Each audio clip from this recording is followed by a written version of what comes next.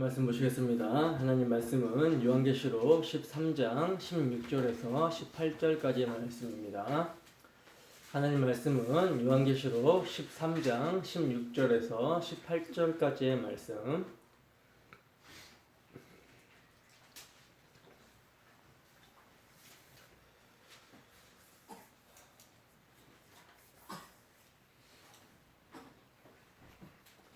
다 찾으셨으면 우리 함께 한 목소리로 합독합니다. 시작. 그가 모든 자 곧 작은 자나 큰 자나 부자나 가난한 자나 자유인이나 종들에게 그 오른손이나 이마에 표를 받게 하고 누구든지 이 표를 가진 자 외에는 매매를 못하게 하니 이 표는 곧 짐승의 이름이나 그 이름의 수라. 지혜가 여기 있으니 총명한 자는 그 짐승의 수를 세어보라. 그것은 사람의 수니 그의 수는 666이니라. 아멘.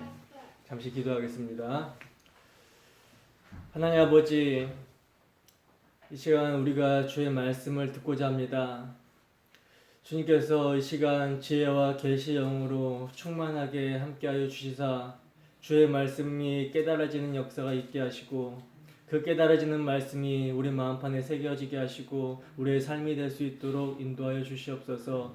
또한 이를 위해 부족한 사람이 강단에 섰습니다. 십자가의 피 흘리심 그것만을 의지하여 이 자리에 섰사오니 이 시간 복음을 선포할 때 전하는 자나 듣는 자나 한 성령 안에서 기쁨과 즐거움과 감격과 감사가 충만할 수 있도록 함께하여 주시옵소서. 감사드리며 거룩하신 예수님 이름으로 기도드립니다. 아멘.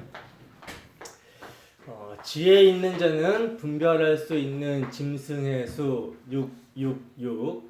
지혜 있는 자는 분별할 수 있는 짐승의 수 666이라는 제목으로 하나님 말씀 증거하도록 하겠습니다.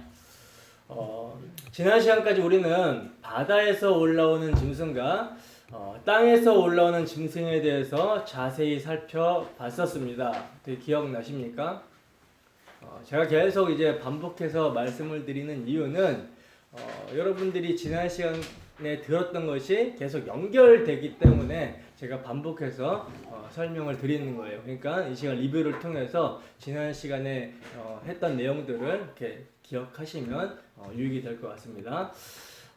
여러분, 우리 주 예수 그리스도의 십자가로 말미암아 하나님의 택하신 자들을 괴롭히고 억누르던 용, 뱀, 사탄의 머리가 어떻게 됐습니까? 완전히 박살나게 되어버렸어요. 이게 여러분 역사 속에서는 2000년 전에 예수님의 십자가에서 일어난 일이지만 이 효력은 뭡니까? 이 효력은 역사의 시작과 역사의 마지막까지 등장하는 하나님의 택하신 모든 성도들에게 구원의 효력을 미치게 되는 거죠. 그래서 신구약 모든 성도들이 우리 주 예수 그리스도의 십자가 복음으로 말미암아 하나님의 때가 찬 경륜 가운데 구원을 받게 되는 거예요. 그러나 이 시기는 뭡니까? 이 시기는 성도 개개인마다 다르다라고 말씀을 드렸죠. 그럼에도 여러분 분명한 것은 우리 주 예수 그리스도의 십자가로 말미암아 역사 속 모든 교회는 그 십자가에서 함께 죽고 함께 살고 함께 하늘에 안침바 되었다는 거예요. 이게 복음입니다. 그리고 이제 이게 마귀가 하나님의 택하신 자녀들의 신분을 건들지 못한다라는 의미에서 뭐라고 하는 거예요? 마귀가 결박당했다라고 하는 것이고 더 이상 하나님의 택하신 자녀들을 그들이 임의로 통치할 수 없기 때문에 그 통치권을 이제 빼앗겨 버렸기 때문에 하늘에서 쫓겨났다라고 하는 것입니다. 그러나 마귀는 하늘에서 쫓겨났지만 이들이 쫓겨나서 세상을 상징하는 땅과 바다로 쫓겨났다고 했죠. 그래서 땅과 바다에 이들이 거하면서 땅과 바다에서 나오는 짐승들을 통해서 누굴 괴롭혀요? 하늘의 시민권을 가지고 살아가고 있는 하나님의 택하신 백성들을 미워하고 유혹하고 핍박한다는 거예요. 그 유혹과 핍박이 어떻게 일어난다라고 말씀을 드렸습니까? 그 유혹과 핍박은요, 미련하고 어리석어 보이는 십자가를 가리게 하는 방법으로 가리게 하는 방향성으로 유혹하고 핍박한다라는 거예요. 그래서 에편 사탄은 바다에서 올라오는 짐승에게 권세를 줘가지고 세상을 통치하게 하고, 또 땅에 올라오는 짐승에게는 바다에서 올라오는 짐승을 추종하게 하게끔 세상을 미혹하는 말을 주었던 거라는 거죠. 근데 여러분, 이 모습이 정확하게 누굴 흉내내고 있는 모습이라고 그랬습니까? 정확하게 성삼위 하나님을 흉내내는 모습이라고 말씀을 드렸죠. 그래서 바다에서 올라오는 짐승은 어떤 모습이에요? 머리 하나가 상하여 죽은 것 같았다가 그 상처가 나와서 살아나는 모습으로 누굴 흉내내요? 예수님의 죽음과 부활을 흉내내고 있는 모습이었고, 또 땅에서 올라오는 짐승은 어떤 모습입니까? 어린 양과 같은 모습인데, 그러니까 어린 양 같은 예수의 모습을 하면서 말은 어떤 말을 해요? 용의 말을 하고 있다는 거죠. 그러면서도 엄청난 능력과 기적과 이적을 가지고 세상과 성도들까지도 미혹하며 죽었다가 살아난 짐승, 즉 바다에서 올라오는 짐승의 우상을 만들어서 경배하게끔 하고 있다는 거예요. 이건 누굴 흉내내는 겁니까? 성령 하나님을 흉내내고 있는 모습인 거죠. 근데 이 짐승들이요, 여러분, 세상에서 교회를 외적으로만 박해할 뿐만 아니라 교회 안에까지 침투해 들어와 버렸다라는 거예요. 이게 무서운 거죠, 여러분. 거짓 선지자, 적그리스도, 가짜 목사, 가짜 선지자가 침투에 들어와 있다는 것입니다. 그래서 복음을 희석시키고 복음을 가려버린다라는 거예요. 그러나 여러분, 참된 성도는 이것을 분별할 수 있어야 되는 것이죠. 참된 성도는 이것을 분별할 수 있어야 되며 대적할 수 있어야 되고 싸워야 된다라고 말씀을 드렸습니다. 그렇다면 어떻게 분별하며 어떻게 싸우게 되는 것입니까? 어떻게 분별할 수 있죠? 그렇죠. 말씀으로 분별할 수가 있죠. 근데 어떤 말씀? 십자가의 도. 그리고 뭘 가지고 우리가 싸워 나갑니까? 어린 양의 피를 믿는 믿음으로 싸워 이겨야 된다라는 거예요. 피 흘리기까지 싸워야 된다라는 거죠. 여러분, 바다에서 올라오는 짐승은 인간 본성에 너무나 합한 힘의 원리를 추구합니다. 세상에서 힘 있는 자가 되어, 세상에서 힘 있는 자가 되라고, 경쟁에서 이기라고, 이겨야 너 살 수 있어, 이기지 못하면 죽어, 이렇게 택하신 성도들을 유혹하고 핍박한다라는 거예요. 그리고 땅에서 올라오는 짐승은요, 그 힘의 원리를 숭배하게끔 용의 말로 미혹합니다. 그러나 성도는 여러분, 이 세대를 본받지 말고 오직 마음을 새롭게 함으로 변화를 받아서 하나님의 선하시고 온전하시고 기뻐하시는 뜻이 무엇인지를 분별하며 우리 주 예수 그리스도와 함께 세상에 대해서 죽는 길로 가야 되는 거예요. 이게 우리가 하나님에 대해서 사는 것입니다.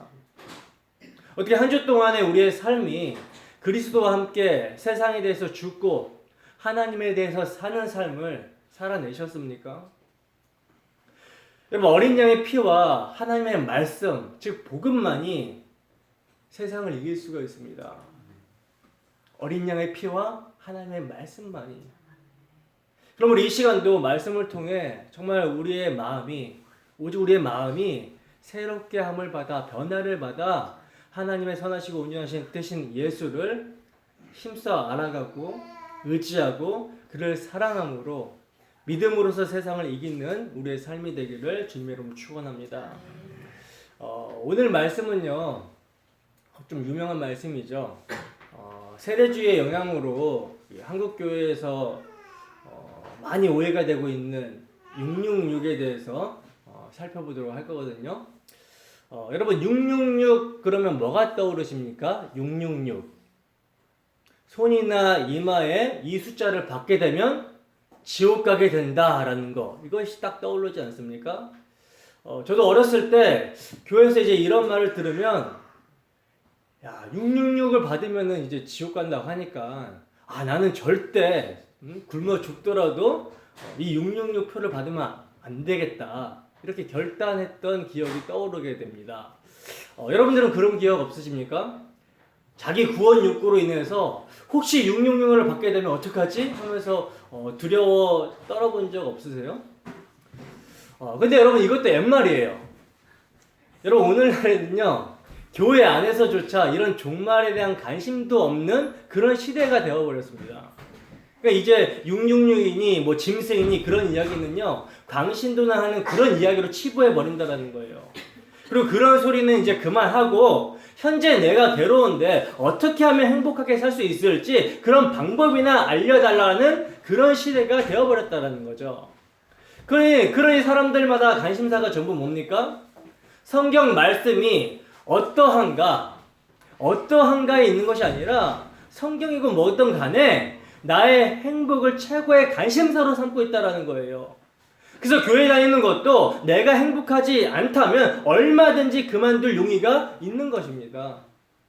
그러나 여러분, 들을 기 있는 사람은 책망의 말씀을 달게 듣게 됩니다. 여러분, 하나님의 말씀은 교훈하고 책망하고 바르게 하고 의로 교육한다라는 거예요. 아주 견책한다라는 것입니다.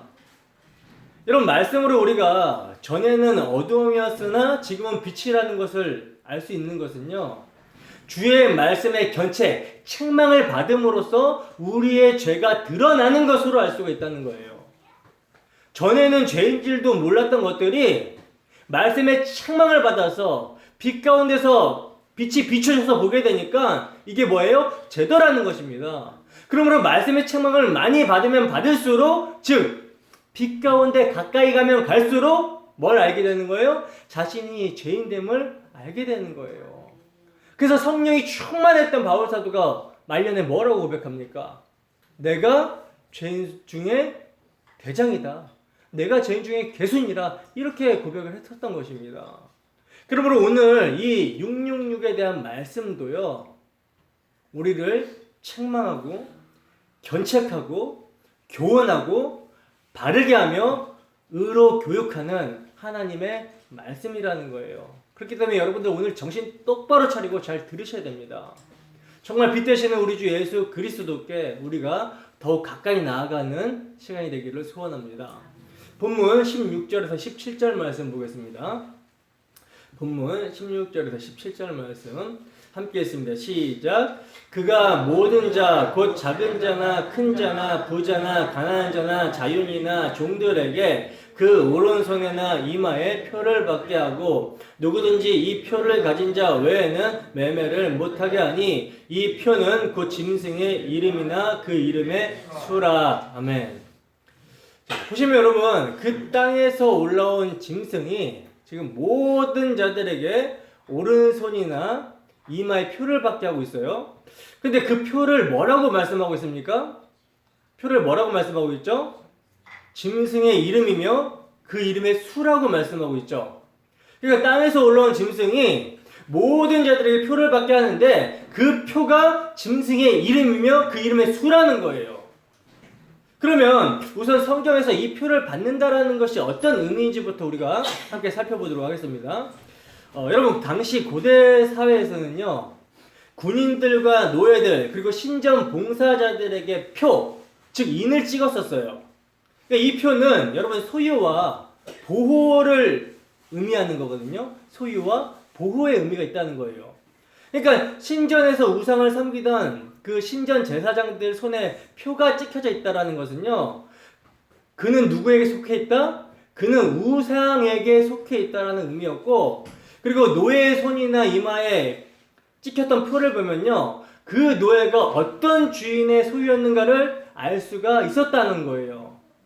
그래서 지금 요한 사도는 당시 사람들이 척하면 알아들을 수 있는 그 표의 개념을 지금 인용을 해가지고 성경의 독자인 교회에게 뭔가를 설명하고 있는 거라는 거죠.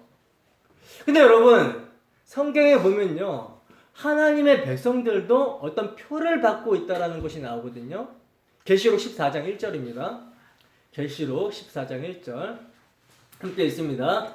시작. 또 내가 보니 보라, 어린 양이 시온산에 섰고 그와 함께 14만 4천이 서 있는데 그들의 이마에는 어린 양의 이름과 그 아버지의 이름을 쓴 것이 있더라. 아멘. 자, 보시면 지금 14만 4천.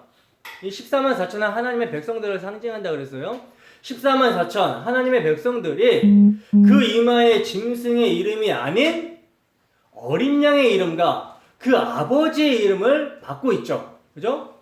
근데 여러분, 하나님의 백성들이 받는 표나 짐승의 표를 왜 성경은 이름이라고 지금 표현하고 있는 걸까요?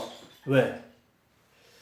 왜냐면 여러분, 성경에서 이름은 바로 그 존재의 정체성을 말씀하고 있기 때문이라는 거예요. 이름은 뭘 나타낸다고요? 그 존재의 정체성.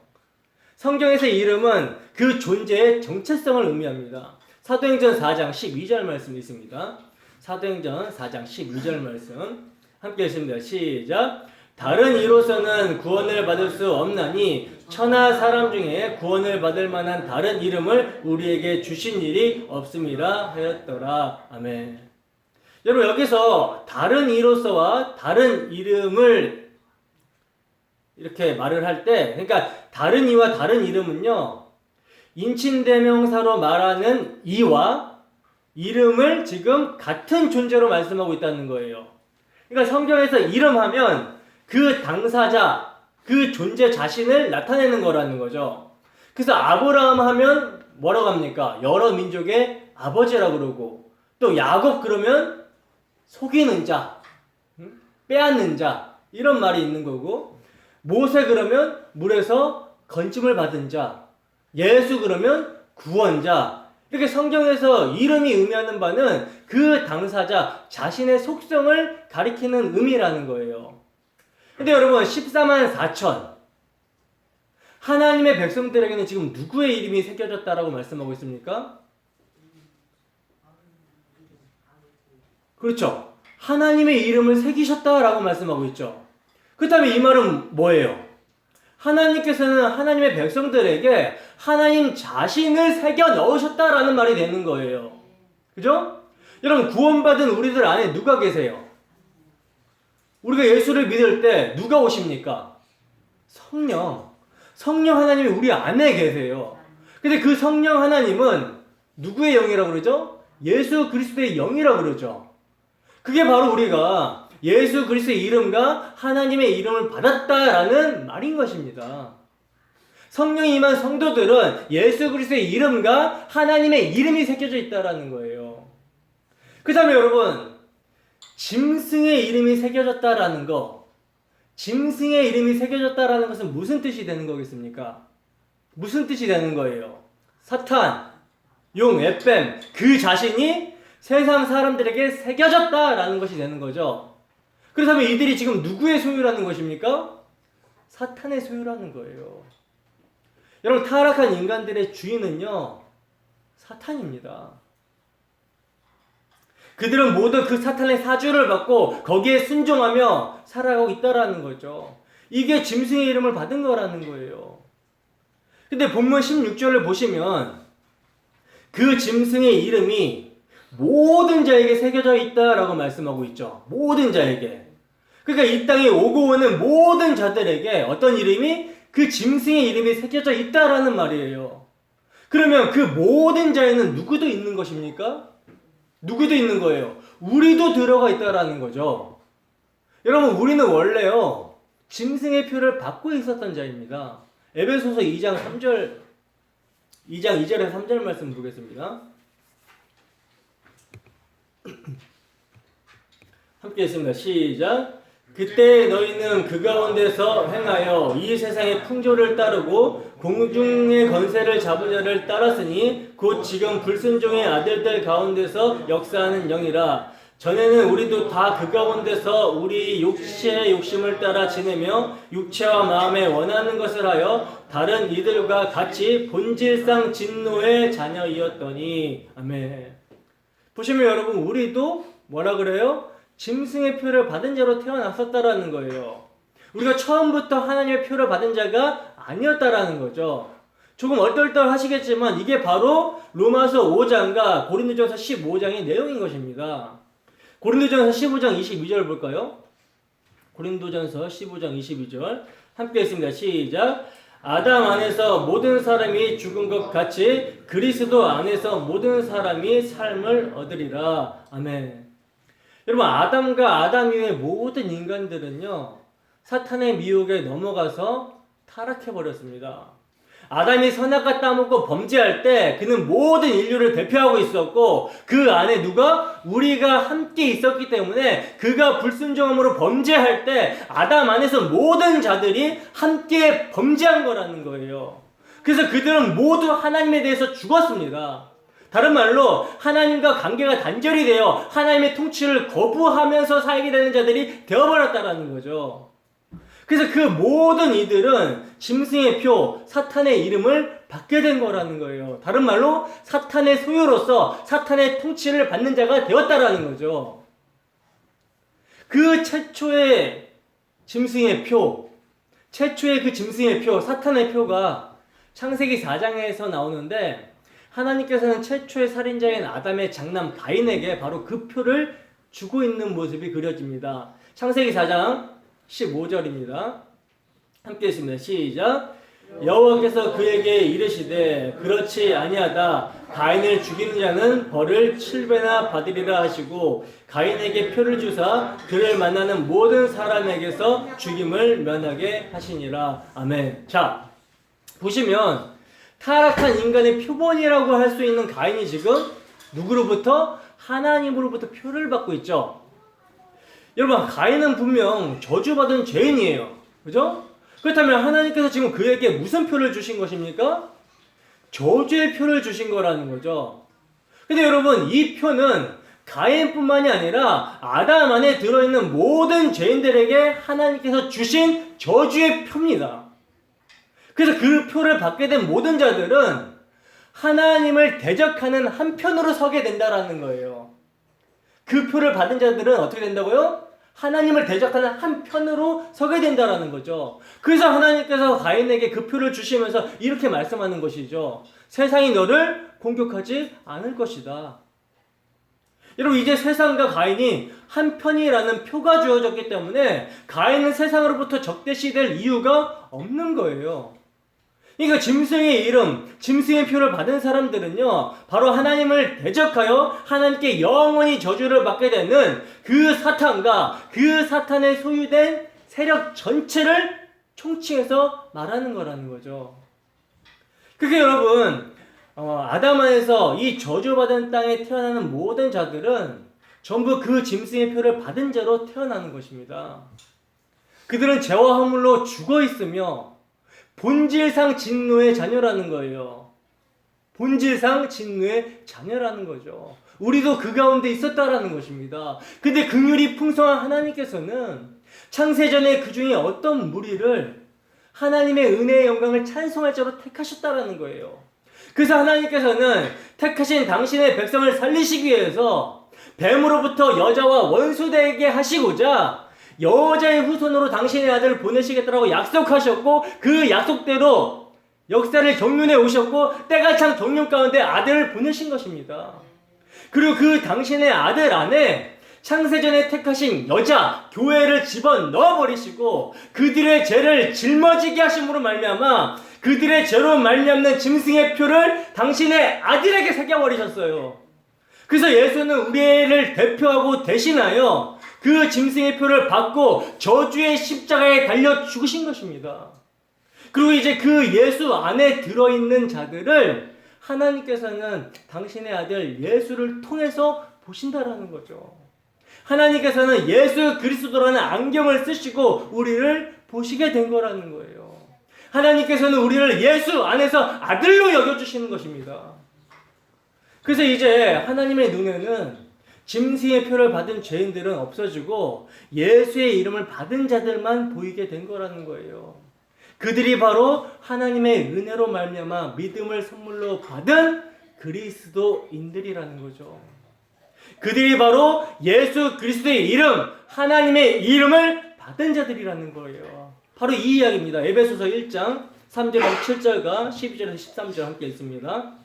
시작. 찬송하리로다. 하나님 곧 우리 주 예수 그리스도의 아버지께서 그리스도 안에서 하늘에 속한 모든 신령한 복을 우리에게 주시되 곧 창세전에 그리스도 안에서 우리를 택하사 우리로 사랑 안에서 그 앞에 거룩하고 흠이 없게 하시려고 그 깊으신 뜻대로 우리를 애정하사 예수 그리스도로 말미암아 자기의 아들들이 되게 하셨으니 이는 그의 사랑하시는 자 안에서 우리에게 거저 주시는 바 그의 은혜의 영광을 찬송하게 하려는 것이라. 우리는 그리스도 안에서 그의 은혜의 풍성함을 따라 그의 피로 말미암아 속량 곧 죄사함을 받았느니라. 이는 우리가 그리스도 안에서 전부터 바라던 그의 영광의 찬송이 되게 하려 하심이라. 그 안에서 너희도 진리의 말씀 곧 너희의 구원의 복음을 듣고 그 안에서 또한 믿어 약속의 성령으로 인치심을 받았으니. 아멘. 여러분, 바울 사도가 에베소 교회 성도들에게 한 이 이야기가 바로 하나님의 이름, 예수의 이름, 하나님의 표를 받은 자들의 이야기라는 거예요. 여러분, 하나님께서는 이렇게 구별된 사람들을 구별된 자, 성도로 부르시면서 그들을 이 땅에서 사망으로부터 지키시고 보호하십니다. 누구의 소유이기 때문에? 하나님의 소유된 백성이기 때문에. 에스겔서 9장 3절에서 6절입니다. 에스겔서 9장 3절에서 6절 함께 읽습니다. 시작. 그룹에 머물러 있던 이스라엘 하나님의 영광이 성전 문지방에 이르르더니 여호와께서 그 가는 베옷을 입고 서기관의 먹그릇을 찬 사람을 불러 여호와께서 이르시되 너는 예루살렘 성읍 중에 순행하여 그 가운데서 행하는 모든 가증한 일로 말미암아 탄식하며 우는 자의 이마에 표를 그리라. 그들에 대하여 내 귀에 이르시되 너희는 그를 따라 성읍 중에 다니며 불쌍히 여기지 말며 긍휼을 베풀지 말고 쳐서 늙은 자와 젊은 자와 처녀와 어린이와 여자를 다 죽이되 이마에 표 있는 자에게는 가까이 하지 말라. 내 성소에서 시작할지니라 하시매 그들이 성전 앞에 있는 늙은 자들로부터 시작하더라. 아멘. 여러분, 이렇게 전부 죽어야 되는데 전부 죽어야 돼요. 전부 죽어야 되는데 남은 자들, 그 하나님의 표, 예수 그리스도의 이름이라는 것을 받은 자들만 살아나게 되는 것입니다. 그리고 살아나는 것뿐만 아니라 예수 그리스도의 이름을 하나님께서 주셔서 우리를 하나님의 아들로 딸로 삼아주셨다라는 거예요. 이게 은혜죠, 여러분. 계시록 22장 3절에서 4절 말씀입니다. 계시록 22장 3절에서 4절 말씀 함께 읽습니다. 시작. 다시 저주가 없으며 하나님과 그 어린 양의 보좌가 그 가운데 있으리니 그의 종들이 그를 섬기며 그의 얼굴을 볼 터이요 그의 이름도 그들의 이마에 있으리라. 아멘. 여러분, 이 놀라운 말씀을 보세요. 새하늘과 새 땅에서 하나님과 예수 그리스도와 함께 영원히 살게 될 하나님의 백성들을 가리켜서 지금 어떻게 표현하고 있습니까? 그 이마에 어린 양과 하나님의 이름이 새겨진 자라고 이렇게 표현을 하고 있다는 거예요. 여러분, 이제 이 표가 무엇을 의미하는 것인지, 이름이 무엇을 의미하는 것인지 이제 좀 이해가 되십니까? 그러면 이제 그 짐승의 표, 짐승의 이름이 왜 666, 666인지 그 의미를 성경에서 찾아보도록 하겠습니다. 우선 여러분 6이라는 숫자부터 살펴보게 되면 여러분 6이라는 숫자는 창세기 처음부터 등장하는 숫자거든요. 창세기 처음부터 등장하는 숫자예요. 하나님이 천지를 며칠 동안 창조하셨죠? 6일 동안 창조하셨죠. 그러나 그 6일 동안의 창조는요 7일째의 안식을 목표로 하고 있다는 거예요. 7일째의 안식을 목표로 6일째 창조가 있다라는 거죠. 그러니까 여러분 7일째 하나님께서 안식을 하셨다라는 것은요 7이 뭘 상징하는 거예요? 완성의 의미를 갖고 있는 거라는 거죠. 7이 완성의 의미를 갖고 있다라는 거예요. 그런 의미에서 6이라는 숫자는 완성되지 못한 미완성, 아직 부족한 거, 이것을 상징하고 있는 거라는 것입니다. 여러분, 당시 고대 시대에는요 완성과 안식의 숫자 7과 삼위일체 하나님의 삼을 이용해가지고 하나님을 표기할 때 777로 표기를 했다 그러거든요. 근데 우리가 그동안 지금 13장을 상고해보면서 살펴본 게 뭡니까? 13장을 상고해보면서 살펴본 게 뭐였어요? 용과 바다에서 올라오는 짐승과 땅에 올라오는 짐승이 정확하게 누구를 패러디하고 있었어요? 성부 하나님과 성자 하나님과 그리고 성령 하나님, 삼위일체 하나님을 그대로 흉내내고 있었죠. 그래서 여러분, 하나님을 그대로 흉내는 내되 하나님의 능력과는 비교할 수 없는 가짜 세력을 가리켜서 666이라고 표기를 하고 있는 것입니다.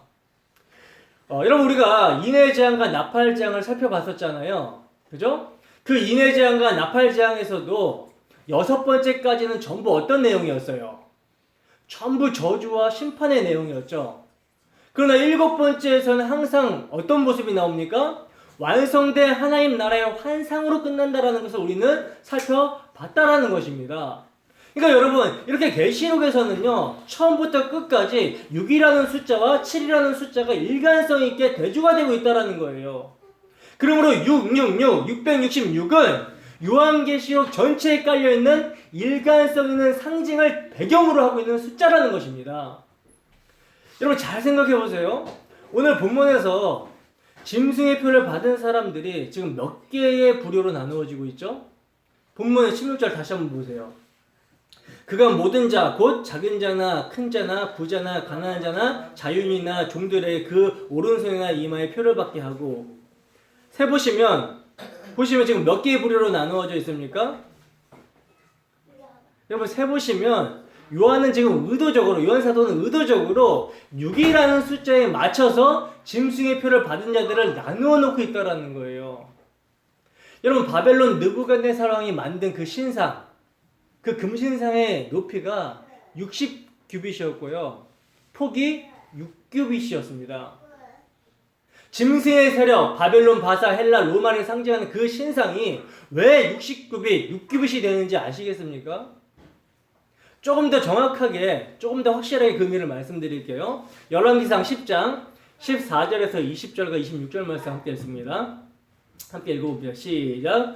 솔로몬의 세입금의 무게가 금 666달란트요. 그 외에 또 상인들과 무역하는 객상과 아라비아의 모든 왕들과 나라의 고관들에게도 가져온지라. 솔로몬 왕이 쳐서 느린 금으로 큰 방패 200개를 만들었으니 매 방패에 든 금이 600세겔이며 또 쳐서 느린 금으로 작은 방패 300개를 만들었으니 매 방패에 든 금이 3마레라. 왕이 이것들을 레바논 나무 궁에 두었더라. 왕이 또 상아로 큰 보좌를 만들고 정금으로 입혔으니 그 보좌에는 6층계가 있고 보좌 뒤에 둥근 머리가 있고 앉은 자리 양쪽에는 팔걸이가 있고 팔걸이 곁에는 사자가 하나씩 서 있으며 또 12사자가 있어 그 6층계 좌우편에 서 있으니 어느 나라에도 이같이 만든 것이 없었더라. 솔로몬이 병거와 마병을 모음해 병거가 1400대요 마병이 12,000명이라. 병거성에도 두고 에루살렘 왕에게도 두었으며. 열왕기상 11장 3절에서 4절 말씀도 함께 있습니다. 시작. 왕은 후궁이 700명이요 첩이 300명이라. 그의 여인들이 왕의 마음을 돌아서게 하였더라. 솔로몬의 나이가 많을 때에 그의 여인들이 그의 마음을 돌려 다른 신들을 따르게 하였으므로 왕의 마음이 그의 아버지 다윗의 마음과 같지 아니하여 그의 하나님 여호와 앞에 온전하지 못하였으니. 아멘. 여러분, 지금 우리가 읽은 구절들은 어떤 구절들입니까? 솔로몬 왕의 타락을 지적하고 있는 구절들이거든요. 여러분, 원래 이스라엘 왕은요, 은과 금을 많이 가지면 안 돼요. 은과 금을 많이 가지면 안 돼요. 그리고 말과 병거도 많이 두어서는 안 되고, 그리고 아내를 많이 두어서도 안 돼요. 이것은 여러분, 하나님께서 율법으로 금한 것입니다. 왕의 규례를 주실 때 율법으로 기록한 말씀이라는 거예요. 신명기 17장 16절에서 17절 말씀입니다. 신명기 17장 16절에서 17절 말씀 함께 했습니다. 시작. 그는 병마를 많이 두지 말 것이요 병마를 많이 얻으려고 그 백성을 애굽으로 돌아가게 하지 말 것이니 이는 여호와께서 너희에게 이르시기를 너희가 이후에는 그 길로 다시 돌아가지 말 것이라 하셨음이며 그에게 아내를 많이 두어 그의 마음이 미혹되게 하지 말 것이며 자기를 위하여 은금을 많이 쌓지 말 것이니라. 아멘. 정확하게 율법으로 왕의 규례를 이야기하면서 하나님께서 말씀하셨다라는 거죠. 여러분, 하나님께서 왜 지금 이런 명령을 내리시고 계시는 것입니까? 왜? 왜냐하면 이스라엘에는요, 이스라엘에서 진짜 왕은요, 하나님이시기 때문이라는 거예요.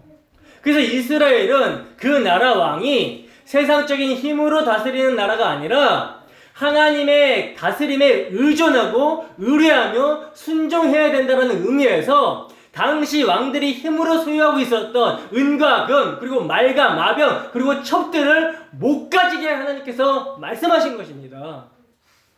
근데 솔로몬이 어떻게 해버렸어요? 하나님의 말씀을 정면으로 모두 다 어겨버렸어요. 혹자들은 이것을 보면서 우리들도 솔로몬처럼 복을 받자라고 하는데 이건 정말 어이가 상실된 소리죠.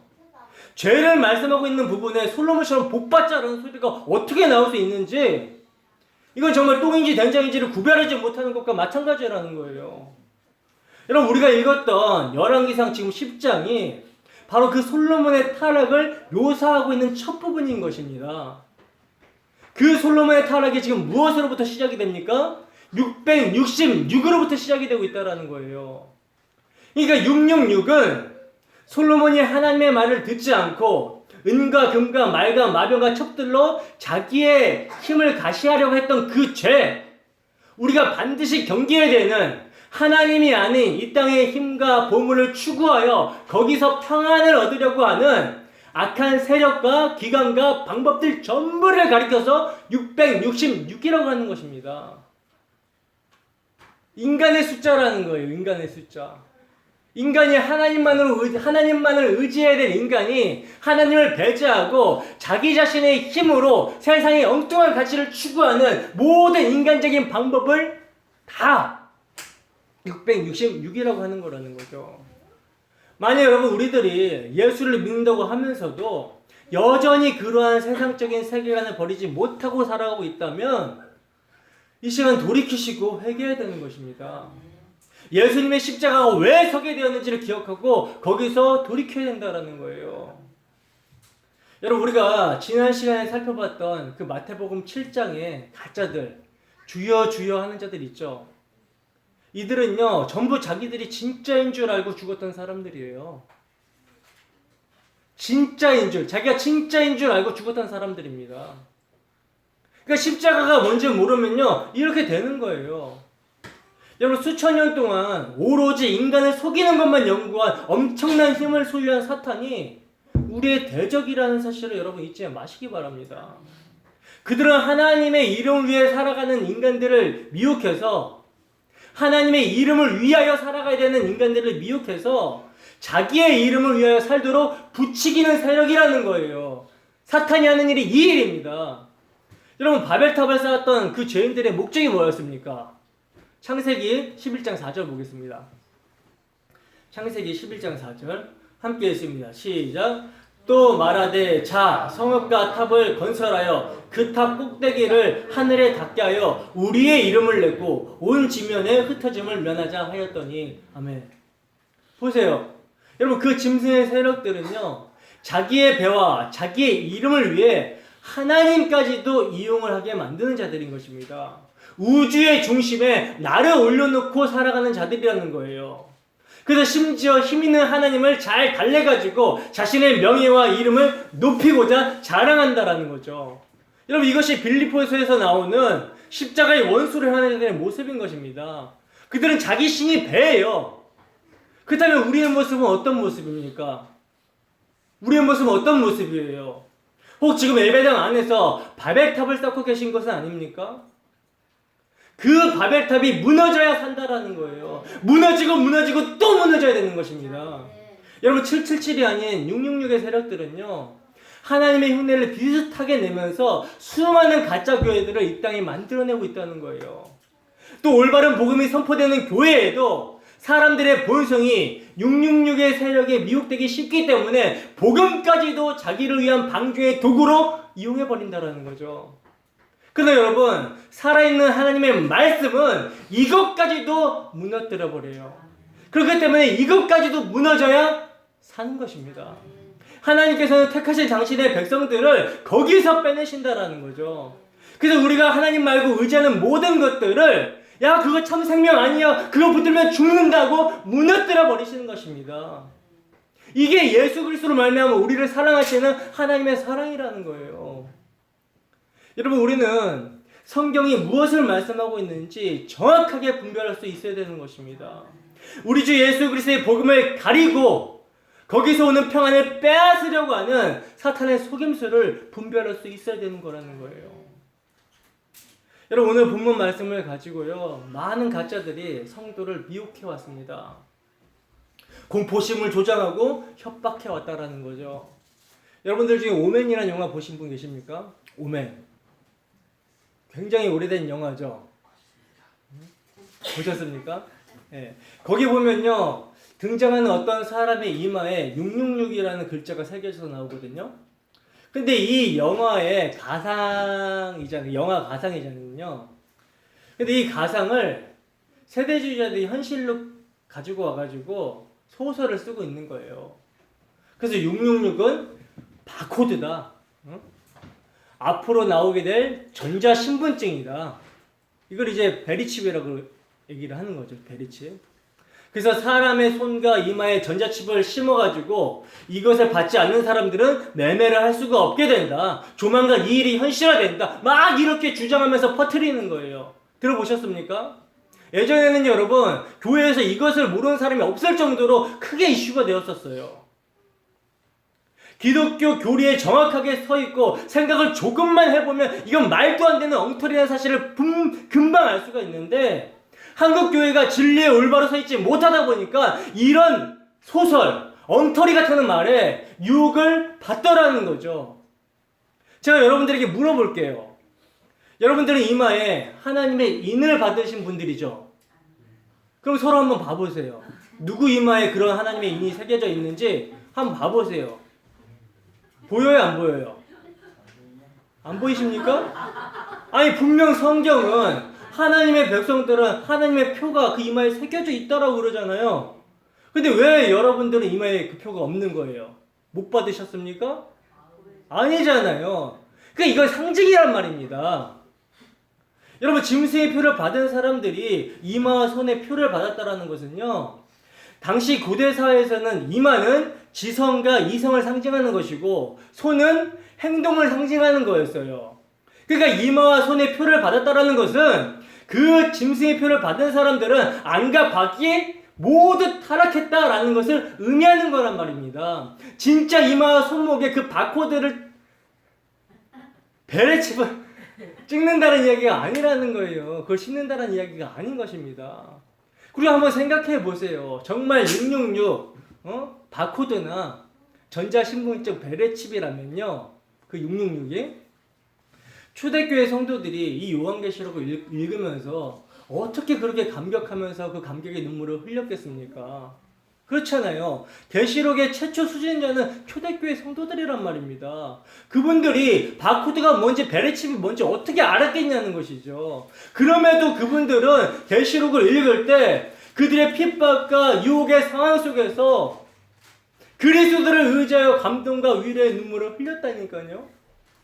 근데 세대주의자들은요, 또 이 부분을 미래의 사람들에게만 해당되는 부분이라고 우겨요.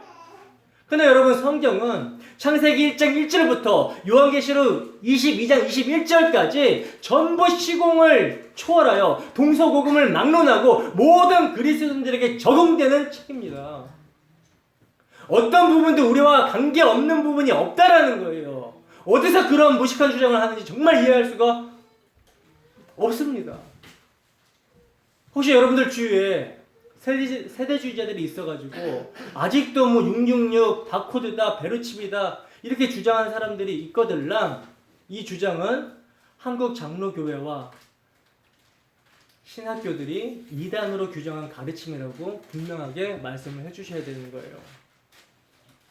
여러분, 만약 그 666이 바코드나 전자신분증 베리칩을 말하는 것이라면 왜 본문 18절에서 지혜가 여기 있으니 총명이 있는 자만이 그 수가 무엇인지 알 수 있다라고 말씀하고 있겠습니까?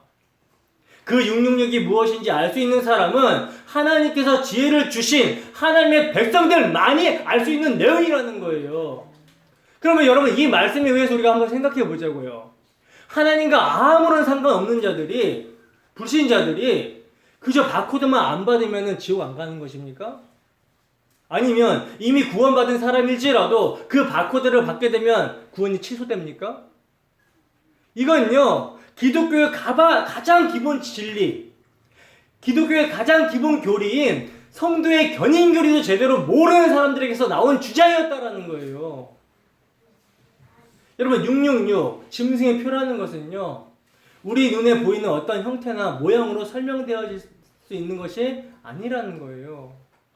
바로 13장의 666과 대조하여 나오는 14장 1절의 그 14만 4천이 구약의 하나님의 교회 12지파와 신약의 교회 12사도, 그리고 거기에 허다한 무리를 상징하는 그 천을 곱해서 하나님의 백성들을 상징하는 것처럼 666도 하나님을 대적하며 하나님을 흉내내서 성도들을 미혹해서 오고 오는 세대의 그 모든 악한 세력을 총칭하여 상징하는 숫자가 666이라는 것입니다.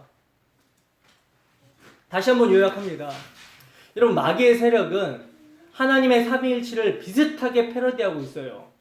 그래서 용, 에뱀, 마귀, 사탄에게 그 건세와 힘을 받아 세상을 미혹하고 핍박하는 존재가 바다에서 올라오는 짐승이고, 그 힘의 원리를 추구하게 하는, 그 짐승의 세력을 추종하게 하고 따라가게 만드는, 우상 숭배를 하게 만드는 거짓 선지자들과 그들의 가르침과 철학이 땅에서 올라오는 짐승이며, 그들에게 미혹당하여 하나님만으로 만족하지 않고 하나님 말고 이 땅의 힘과 보물 같은 것으로 자신의 행복과 만족의 근거를 삼으려고 하는 모든 자들을 666 짐승의 표를 받은 자다라고 성경은 증거하고 있는 것입니다. 그래서 18절에서 그 666이 사람의 수다라고 표현하고 있는 거라는 거예요. 그러니까 예수 믿으면 잘 먹고 잘 살게 된다, 만사 형통이다, 모든 병이 다 낫는다, 삼박자 축복 짝짝짝, 자기들의 배와 자기들의 이름을 위한 기독교를 가르치는 자들, 그리고 이를 추종하는 자들, 전부 다 666의 표를 받은 자들이라는 거예요. 여러분, 정신을 바짝 차려야 되는 것입니다. 하나님의 표를 받은 하나님의 백성들은 이 땅에서 세상의 힘과 세상의 영광을 누리는 삶이 아니라 오히려 예수의 이름 때문에 손해를 보며 살아가게 된다는 거예요. 그래서 17절에서 그 짐승의 표를 받지 못한 자들은 이 땅에서 매매를 하지 못하더라 라고 말씀하고 있는 거라는 거죠.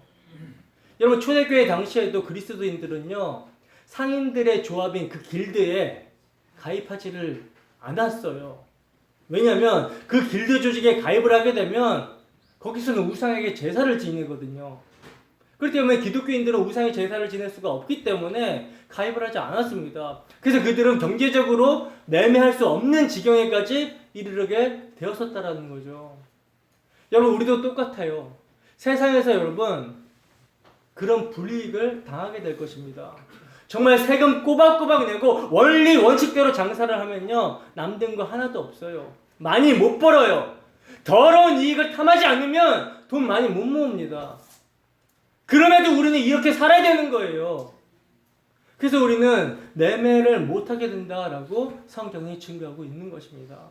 여러분, 기독교는 예수 그리스도 때문에 오히려 이 세상에서 불이익을 당하고 환난과 핍박에 던져지게 되는 것이 기독교지, 예수 그리스도를 이용해서 자기 이익을 얻어내는 무당 종교가 아니라는 것입니다. 여러분, 오늘날 온 세상의 모든 사람들이 달려가는 곳이 어디를 향하여 달려가고 있습니까? 어디를 향하여 달려가고 있죠? 세상의 사람들이 아름답고 좋다고 여기는 것들이에요. 그런 것들이 보암직하고 먹음직하고 세상에 자랑이 되는 것들이라는 거죠. 정치하는 사람들도, 사업하는 사람들도, 종교생활을 하는 사람들도 결국 그 중심의 자리에는 육적 자아라는 탐심이 들어있습니다. 그러니 이런 자들이 교회를 나오게 되어도 결국은 나를 위한 행복과 기쁨이 있어야 된다라는 짐승의 생각이 들어있다라는 것이죠. 그래서 교회들마다 교인들에게 앞다투어 사람들이 원하는 것을 제공하겠다라는 광고를 전도를 하고 있는 거라는 거예요. 그러므로 여러분, 어린 양의 생명책에 기록되지 아니한 자들은 이런 짐승의 수, 사람의 수 안에서 살다가 그 짐승과 용과 사탄이 영원한 멸망으로 가게 될 때 거기에 합류되어 갈 수밖에 없는 거라는 것입니다. 정신을 똑바로 차리셔야 되는 거예요. 그러나 어린 양의 생명책에 기록된 자들은 뭘 알게 됩니까? 베드로처럼 자신은 예수님을 저주하며 맹세하며 부인하였는데도 예수님이 다시 찾아오셔서 다시 찾아와 주셔서 끝까지 사랑하신 그 사랑을 아는 거죠. 그 믿음이 떨어지지 않도록 기도하여 주신 예수님 때문에 짐승에서 벗어나게 된 것을 알게 된 자들이 어린 양의 생명책에 기록된 자들이라는 것입니다.